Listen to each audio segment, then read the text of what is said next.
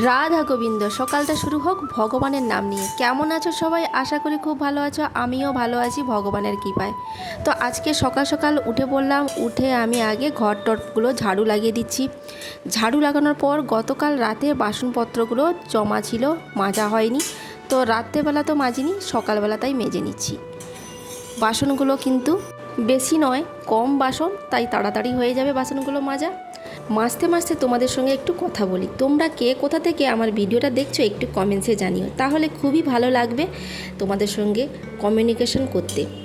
এরপরে আমি কড়াইটা ওভেনে বসিয়ে দিয়েছি, আর ফ্রিজে রাখা ছিল গতকাল থেকে ভেটকি মাছ, নুন হলুদ মাখিয়ে রেখেছিলাম। তো ভেটকি মাছটাকে আজকে রান্না করবো। আর এদিকে ইন্ডাকশানে আমি ভাতটা বসিয়ে দিয়েছি। ভাত এখানে হতে থাক, আর ওইদিকে আমি কড়াইতে মাছগুলো ভেজে নেব। বেশি মাছ ভাজবো না, যদিও এত গরম পড়েছে, আমরা 3 জন খেতে, তো সেই জন্য আমরা 2 পিস মাছ রান্না করব। 2 পিস মানে ঈশাকে বেশি মাছ দিই না, কারণ ওর বেশি মাছ খেলে গ্যাসের সমস্যা হয়। সেই জন্য আমি 1 পিস মাছ নিই, আমি আর ঈশা করে খাই, ওকে অল্প একটু দিই। তো কড়াইতে আমি তেল দিয়ে দিলাম। তেল দিয়ে আমি 2টো মাছ ভেজে নেব।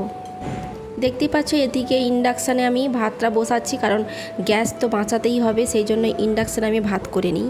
আর এই রান্না বান্না হলে ওভেনে বসিয়ে দিই, তারপরে ভাত হয়ে গেলে আরেকটা যদি তরকারি থাকে তখনই কিন্তু আমি ইন্ডাকশানে করে নিই। তো মাছগুলো আমি উলট পালট করে লাল লাল করে আমি ভেজে নেব। এত গরম পড়েছে কি বলবো বন্ধুরা, তোমাদের ওদিকে কেমন গরম পড়েছে কমেন্টসে জানিও।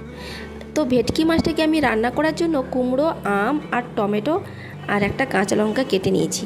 কারণ গতকালকে তো আম এনেছিল আর কুমড়োও এনেছিল আর ভেটকি মাছ এনেছিল, সেই জন্য ভাবলাম যে আম দিয়ে এত গরমে আমের টক বানালে খুবই ভালো লাগবে, খেতে খুবই ভালো লাগবে। কারণ এই গরমে কোনো কিছুই খেতে ইচ্ছা করছে না, শুধু জল ছাড়া। তো সেই জন্য ভাবলাম আমের টকটা করলে খেতে খুবই ভালো লাগবে। তো আমি সমস্ত সবজিগুলো ধুয়ে পরিষ্কার করে নিয়েছি।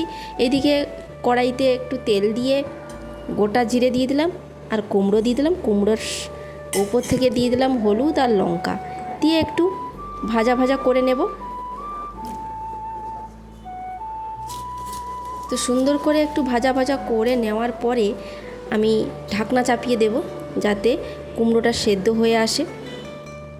কিছুক্ষণ পরে ঢাকনাটা খুলে আবার নাড়াচাড়া করব, দেখব কুমড়োটা সেদ্ধ হয়ে এসেছে কিনা। এরপর আমি ওপর থেকে জল ঢেলে দেব।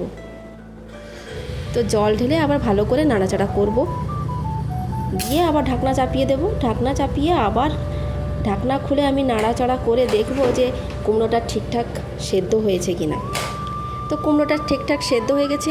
এরপর আমি